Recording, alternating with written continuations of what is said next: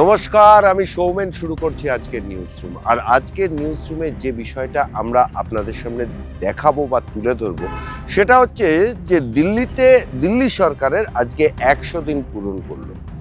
ইতিমধ্যেই আপনারা জানেন যে দিল্লি বিধানসভা নির্বাচনে বিপুল জয় পেয়েছে বিজেপি। ভালো কথা, অরবিন্দ কেজরিওয়ালের দল একদম উঠে গিয়েছে বা মুছেই গিয়েছে বলা যায় দিল্লি থেকে।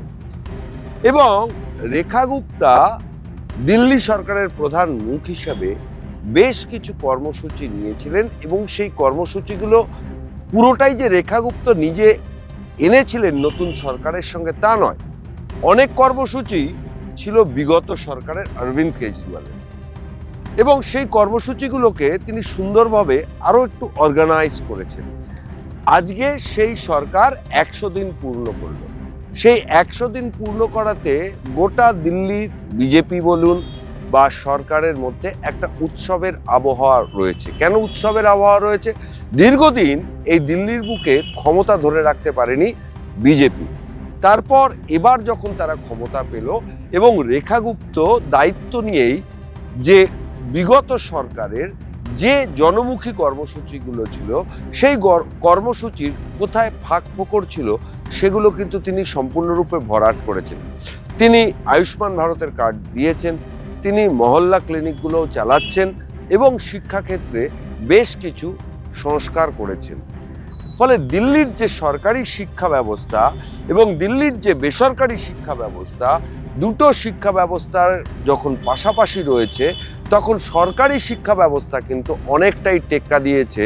বলা যেতে পারে দিল্লির সরকারি শিক্ষা ব্যবস্থা এখন পেশাদার হয়ে উঠেছে এবং তা বেসরকারি শিক্ষা ব্যবস্থার সঙ্গে রীতিমতো পাল্লা দিচ্ছে।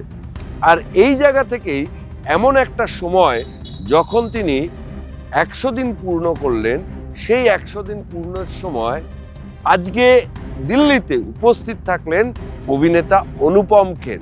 অনুপম খের একদম মডারেটর বা সঞ্চালকের ভূমিকায় এসে দিল্লির মুখ্যমন্ত্রীকে এই শিক্ষা ব্যবস্থা সম্পর্কে বেশ কিছু প্রশ্ন করলেন এবং দিল্লির মুখ্যমন্ত্রী খুব সুন্দরভাবে সে সমস্ত প্রশ্নের উত্তর দেবেন।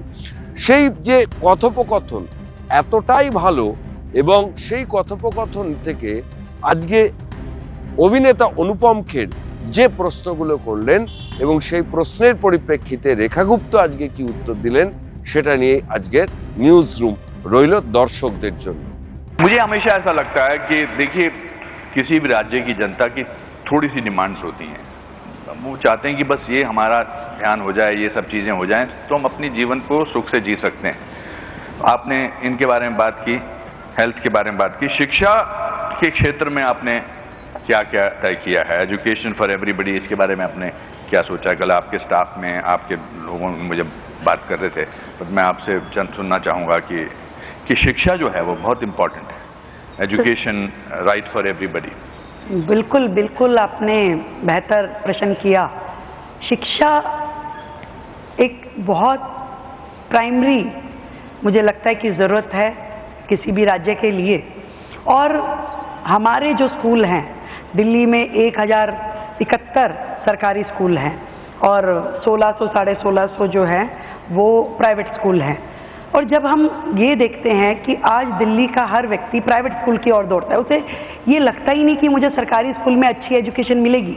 आज दिल्ली सरकार ने, पिछली सरकार ने अपना ही बोर्ड बना दिया।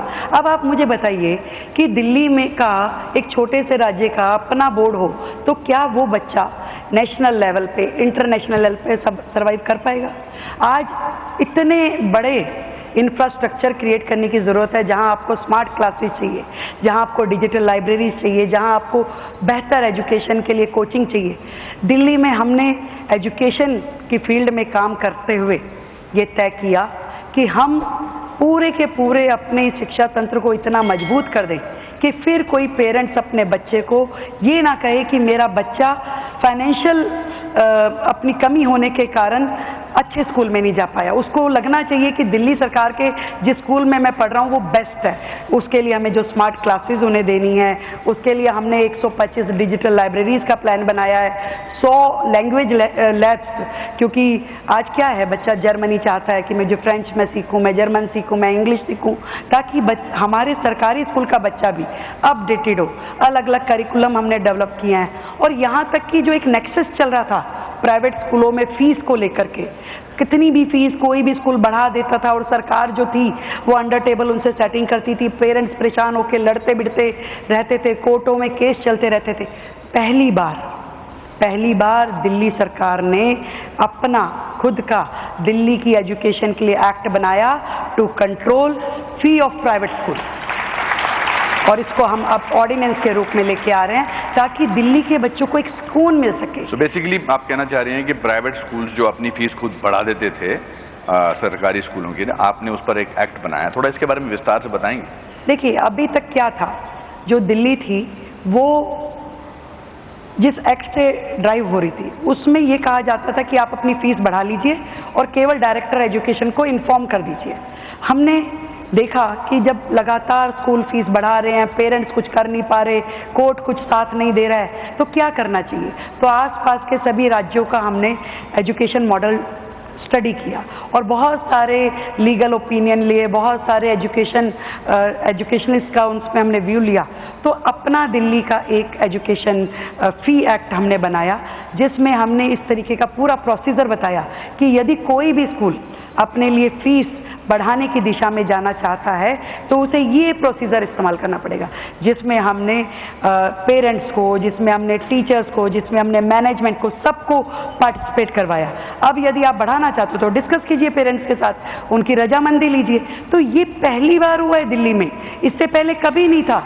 और इस तरीके से दिल्ली के बच्चे बेहतर एजुकेशन पा सके। आज कितने सारे एग्जाम हैं, आप नीट देना पड़ता है, आपको जेई देना पड़ता है, इवन कॉलेज में जाने के लिए आपको सीयूईटी देना पड़ता है। आज बच्चों को इतनी महंगी असिस्टेंस कैसे मिलेगी, उनको कोचिंग कहाँ से मिलेगी। हमने अपना पूरा एक सिस्टम बनाया, अपनी योजना हम लेकर के आए हैं, जिसमें हम अपने सभी बच्चों को स्कॉलरशिप के माध्यम से इन सारे कॉम्पिटिटिव एग्जाम की तैयारी कराएंगे ताकि वो बेहतरीन कॉलेजेस में जा सके, बेहतरीन यूनिवर्सिटी को ज्वाइन कर सकें और अपना भविष्य जो है वो और सुंदर बना सके। আমরা দেখেছি বিগত দিনগুলোতে যে কোনো সরকার যখন কোনো একটা কিছু উৎসব পালন করে সেখানে কিন্তু তারা রিপোর্ট কার্ড নিয়ে বসে না। আজকে দেখা গেল দিল্লির মুখ্যমন্ত্রী রেখা গুপ্ত অনুপম খেরের সামনে, অনুপম খেরের প্রশ্নের সামনে প্র্যাকটিক্যালি 100 দিনের রিপোর্ট কার্ড পেশ করলেন এবং সেই রিপোর্ট কার্ড পেশের পর দিল্লির জনগণ কি ভাবছে বা দিল্লির মানুষ কি ভাবছেন সে তো পরের কথা, কিন্তু একদম রিপোর্ট কার্ড হাতে উপস্থিত হলেন রাজ্যের মুখ্যমন্ত্রী। গণতন্ত্রে কিন্তু রিপোর্ট পেশ করাটা খুব যুক্তিপূর্ণ, সেই জন্যই আজকের নিউজ রুমে আমরা এই বিষয়টি দেখালাম। আজকের নিউজ রুম এই পর্যন্ত। সমস্ত খবর এবং আপডেটের জন্য চোখ থাকুক নিউজ পোল বাংলায়। নিউজ পোল বাংলা, খবর বিশ্বজুড়ে।